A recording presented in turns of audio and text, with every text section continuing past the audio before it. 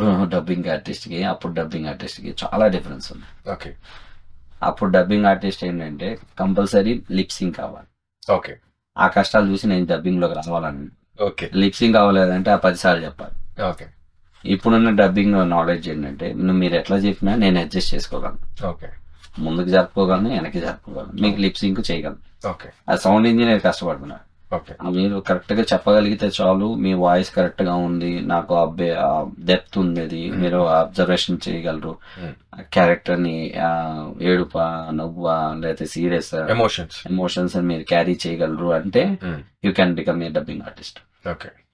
When you are become a dubbing artist you can become a actor also. మీరు as a dubbing ఆర్టిస్ట్గా grown అవ్వాలి, crowd వర్క్కి వెళ్ళాలి.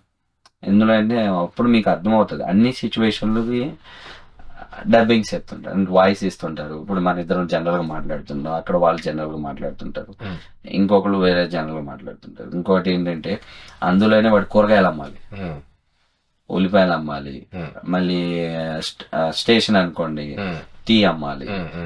ఇవన్నీ వాడికి యాజ్ ఏ క్యారెక్టర్ ఆర్టిస్ట్ గా రాదు, బిట్టోడికి రాదు. బిట్స్ వర్క్ కూడా bits work 3 variation, voice modulation ఉంటాయి, యాక్సెంట్, అప్ అండ్ డౌన్స్ ఉంటాయి. అవన్నీ నేర్చుకోగలిగింది ఏంటంటే ఓన్లీ క్రౌడ్ వర్క్ లాగా.